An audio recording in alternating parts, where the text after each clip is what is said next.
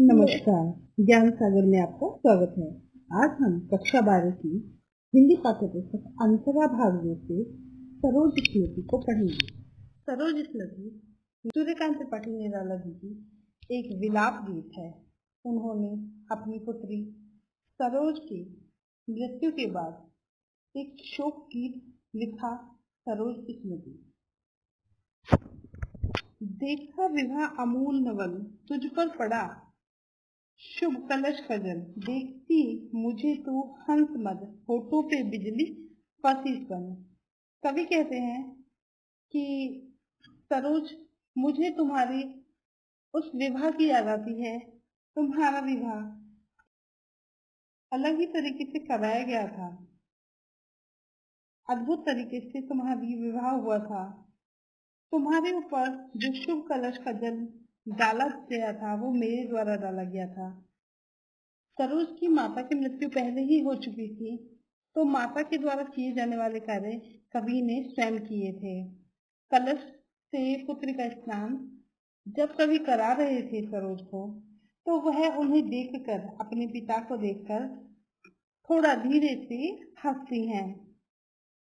उसकी हंसी ऐसी लगती है जैसे होठों के बीच से कोई बिजली कौंध जाती है, एक बिजली चमकती है जैसे बादलों के बीच से। उनमें भर झूली छवि सुंदर, प्रिय की अशब्द श्रृंगार होकर, वह श्रृंगार मुखर होकर प्रिय को अशब्द याद करती है, और जो अपने होने वाले पति को याद करती है, उसकी छवि मन में रखती है, वह उसके चेहरे पर भी नजर आती है। तो खिली एक उच्छ्वास संग विश्वास तम बंद अंग अंग, नित नैनों से आलोक उतर कापा अधरों पर थर थर। कवि कहते हैं कि तुम्हारी सांस से, तुम्हारी विश्वास से जो तुम्हारा अंग अंग है वो खिल उठता है। जब तुम विवाह के लिए तैयार हो रही हो तो तुम्हारी आंखों, जो आंखें हैं वो झुकी हुई हैं, लेकिन उससे ही एक अलग आलोक, अलग प्रकाश उतर जाता है, जो तुम्हारे कांपते हुए होठों और शरीर से दिखता है, और वह एक सुंदरता व्याप्त हो जाती है। मैंने देखा वह मूर्ति दीदी मेरे वसंत की प्रथम गति। कवि कहते हैं कि जब मैंने इस अपनी बेटी को मुहूर्त में देखा कि वह जब सजकर, जब वह दुल्हन रूप में बन जाती है, तो मेरे वसंत की प्रथम गीति, मुझे भी अपने वसंत का गीत याद आ जाता है। अर्थात मुझे भी अपनी पत्नी की याद आ जाती है कि कैसे मेरी पत्नी भी इस तरह सज जाया करती थी। आज मेरी पुत्री इतनी बड़ी हो गई है कि अब मैं उसका विवाह कर रहा हूँ, वह दुल्हन के रूप में सज गई है। उन्हें अपनी पत्नी की भी उस समय याद आ जाती है कि वह काश इस समय यहाँ होती और सरोज के विवाह में मदद करती। श्रृंगार रहा जो निराकार, रस कविता में उच्छ्वास धार। कवि कहते हैं कि जो श्रृंगार है वो निराकार रहा, उसका भी कोई आकार नहीं रहा, क्योंकि अभी उनकी पत्नी उनके साथ नहीं है। रस कविता में रस की तरह बहा करता है। गया स्वर्गीय प्रिया संग, भरता प्राणों में रंग रंग। वह अपने प्रिया को, अपनी पत्नी को याद करके कहते हैं कि मैंने अपनी पत्नी के साथ, जो कि अब स्वर्गीय हो गई हैं, अब उनकी मृत्यु हो गई है, मैंने अपनी पत्नी के साथ जो वक्त बिताया, श्रृंगार का वक्त बिताया, और वह रस देखा, वह अभी भी मेरे प्राणों में राग रंग भरता है। वह अभी भी मुझे उत्साहित करता है, मुझे प्रेरणा देता है। रति रूप प्राप्त कर रही वही, आकाश बदल कर रही मही। अब मेरी पुत्री जो है वो आज दुल्हन बनी है, उसने एक रति का रूप धारण किया है, एक सुंदर कन्या का रूप धारण किया है। हो गया ब्याह आत्मीय सृजन, कोई थे नहीं मैं आमंत्रण। तुम्हारा विवाह एक अद्भुत तरीके से हुआ था, नए तरीके से हुआ था। ना तो किसी को आमंत्रण दिया गया था, ना ही कोई आत्मीयजन, हमारा कोई व्यक्ति वहां था। ऐसे विवाह हुआ था, सामान्य सीधा साधा विवाह हुआ था। परिवारजन ही वहां पर उपस्थित थे।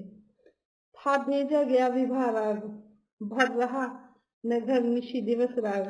न तो किसी को निमंत्रण भेजा गया था, न ही यहाँ पर कोई गीत संगीत का माहौल कार्यक्रम हुआ था, न ही यह घर निशी दिवस जाग, दिन रात जाग कर जो एक माहौल होता है शादी का, इस तरह से बनाया नहीं गया था। क्योंकि कवि की पत्नी नहीं थी तो वह एक पुरुष के रूप में इतना सारा कार्यक्रम नहीं कर पाए थे और ना कर पा रहे थे, क्योंकि उनकी जो आर्थिक स्थिति और सामाजिक स्थिति थोड़ी कमजोर थी। वह प्रिय मौन एक संगीत भरा, नवजीवन में सर पर उतरा। एक सुंदर सा संगीत भरा हुआ, बहुत मौन होकर तुमने अपने जीवन में उस स्वर को उतार लिया। तुमने अपने प्रिय के साथ। अगला पद, माँ की कुल शिक्षा मैंने दी, पुष्प सरोज तेरी सैम रची। सोचा मन में वह शकुंतला पर पाठ यह, अन्य कला। कुछ दिन रह घृतु फिर समोद, बैठी नानी के स्नेह गोद। कवि कहते हैं कि तुम्हारी माँ नहीं थी, इसीलिए जब तुम्हारी विदाई हुई, जब तुम्हारी शादी हुई, तो शादी के समय जो एक माँ अपनी पुत्री को ज्ञान देती है परिवार के बारे में और कुछ समझदारियां, कुछ शिक्षा देती है, वो माँ की कमी मैंने पूरी करने की कोशिश की। माँ की कुल शिक्षा मैंने तुम्हें दी। पुष्प सेज तेरी स्वयं रची, मैंने पुष्प सेज तुम्हारी मैंने खुद उसको सजाया। सोचा मन में वह शकुंतला, वह कहते हैं कि जैसे ऋषि कर्ण ने अपनी पुत्री शकुंतला की शादी की और कर्ण की पत्नी नहीं थी, उन्होंने भी अपनी पत्नी के सारे कार्य, अपनी पुत्री की उसका विवाह स्वयं किया। ऐसे सोचा कि तू भी मेरे लिए वह शकुंतला ही है। पर पाठ अन्य कला, मैंने अलग तरीके से अपने स्तर से वह कार्य किया। तू मेरे पास कुछ ही दिन रही थी, क्योंकि हे सरोज, तू ज्यादातर कहाँ रही? अपने ननिहाल में रही, नाना नानी की गोद में, स्नेह में तू पली बढ़ी है। मेरे पास तू बहुत कम समय रही। मामा मामी का रहा प्यार भर, जलद धारा को ज्यों पार। कवि कहते हैं कि तेरे ऊपर मामा मामी का प्यार की बरसात रही, हमेशा तो उनके स्नेह में रही। जैसे धरा के ऊपर, पृथ्वी के ऊपर बादल बरसते हैं ना, ऐसे ही मामा मामी का प्यार तुझसे हमेशा बरसता रहा। वे ही सुख दुख में रहे न्यस्त, तेरे हित में सदा समस्त व्यस्त। वो हमेशा तेरे सुख दुख में बने रहे, तेरे सुख दुख में साथ रहे और तेरे हित में हमेशा कार्य करते रहे और हमेशा व्यस्त रहे। हमेशा तेरे बारे में उन्होंने सोचा। वह लता वही की वही कली, तो खिली स्नेह में हिली बली। अंत में उसी गोद में शरण ली, मूंदे ध्रुवर महामरण। कवि कहते हैं कि वही लता थी। लता कहा है उन्होंने अपनी पत्नी को। सरोज, तुम वहीं की रही, यानी तुम ननिहाल में रही, वहां ही तुम्हारी माँ पली और वहीं पर कली, यानी तुम पली। जहाँ माँ वहां ही पुत्री का पालन पोषण हुआ, जहाँ लता वहीं कली। तू खिली स्नेह में हिली मिली, और तुझे वहां संपूर्ण स्नेह मिला और वहां पर तू खिली और पली, अंत में उसी गोद में। लेकिन दुर्भाग्य ये है कि जब, आशा है आपको पाठ समझ में आया होगा। क्वेश्चन आंसर करते हैं इसके। जैसा आपने जाना कि सरोज स्मृति एक विलाप गीत है, शोक गीत है, जिसे निराला जी ने अपनी पुत्री की याद में लिखा है। प्रश्नोत्तर। पहला प्रश्न, सरोज के नववधु रूप का वर्णन अपने शब्दों में कीजिए। तो सरोज का विवाह जब हुआ तो वह बहुत सुंदर लग रही थी और कवि को सरोज में अपनी पत्नी की छवि भी दिख रही थी कि सरोज अपने जीवन के नए पहलू देख रही थी और उसके साथ वो खुश भी हो रही थी। कवि खुश होते हैं कि वह सरोज को दुल्हन बनाकर विदा कर रहे हैं और देखते हैं कि वह लज्जा के कारण अपनी खुशी को दबा रही है, उससे उसके होठ कांप रहे हैं। सरोज की झुकी हुई आंखों में खुशी की चमक दिख रही थी और वह बहुत उसे खूबसूरत बना रही थी। अगला प्रश्न, कवि को अपनी स्वर्गीय पत्नी की याद क्यों आई? कवि को अपनी पत्नी की याद आई क्योंकि जो बेटी थी वो दुल्हन के रूप में बनकर आई, तो कवि अपने आप को अकेला महसूस कर रहे थे उसका विवाह करते हुए। वो चाहते थे कि उनकी पत्नी भी उनके साथ सहयोग दे और वो विवाह में उनका साथ निभाए। पुत्री के जो रूप था उसमें उसकी माँ की छवि भी उभर रही थी। उसे देखकर भी उन्हें अपनी पत्नी की याद आ रही थी। बार बार उन्हें अपनी पत्नी का स्मरण हो रहा था। अगला प्रश्न, आकाश बदल कर बना मही में आकाश और मही शब्द किनकी ओर संकेत करता है? यह दोनों शब्द कवि की पुत्री सरोज की ओर संकेत करते हैं। कवि कहना चाहते हैं कि जो स्वर्गीय पत्नी है उसका स्वरूप उनकी बेटी में पूर्ण रूप से दिखाई दे रहा है, उनकी छवि दिख रही है। जो कविताएं लिखते थे उनमें जो कल्पना होती थी आज वो बेटी के रूप में सच होती दिख रही है। अगला प्रश्न, सरोज का विवाह अन्य विवाह से किस प्रकार भिन्न था? कवि ने सरोज का विवाह बहुत ही साधारण तरीके से किया था।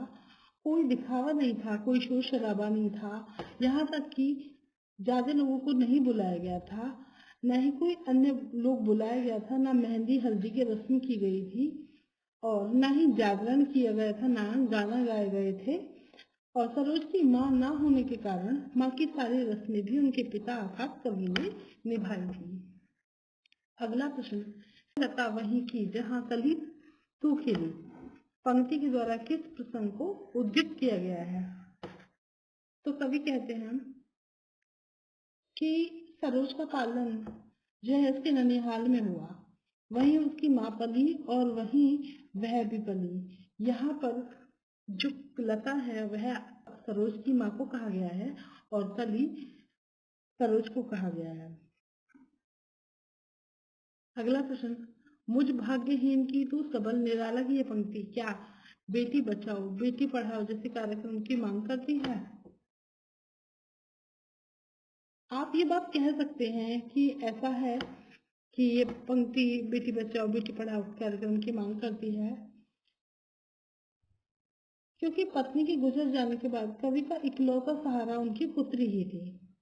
जब वह भी गुजर गई तो उनका जो जीवन है वो बहुत ज्यादा दुखमय हो गया था। अगला प्रश्न, निम्नलिखित पंक्तियों का अर्थ स्पष्ट करो। नत नयन में आलू को उतर। कवि कहते हैं कि जो नववधु है उसकी आंखें नीचे झुकी हुई हैं और उसके होठों पे कंपन आ रहा है, उसकी आंखों में एक प्रकाश एक अलग ही चमक दिख रही है। श्रृंगार रहा जो निराकार। कवि वह कविताएं जो वो लिखते थे, जो श्रृंगार रस था उसका कोई आकारीय रूप नहीं था, लेकिन अपनी पुत्री को देखकर वह कल्पना श्रृंगार को उन्हें साकार करता दिख रही थी। पर पाठ अन्य यह अन्य कला, इसका अर्थ होगा कि इस पंक्ति में कवि ये बताना चाह रहे हैं कि शकुंतला और सरोज की कहानी कुछ हद तक समान है, परंतु अनेक विषयों में यह काफी भिन्न भी है। यदि धर्म रहे नत सदा मात। कवि कहते हैं कि वह अपना पिता धर्म का पालन हर समय माथा झुकाकर करना चाहते हैं और हमेशा करते रहेंगे, वही उनका ध्येय है। आशा है आपको कविता समझ आई होगी और प्रश्नोत्तर भी समझ आए होंगे। बने रहिए ज्ञान सागर के साथ। आज के लिए इतना ही। धन्यवाद।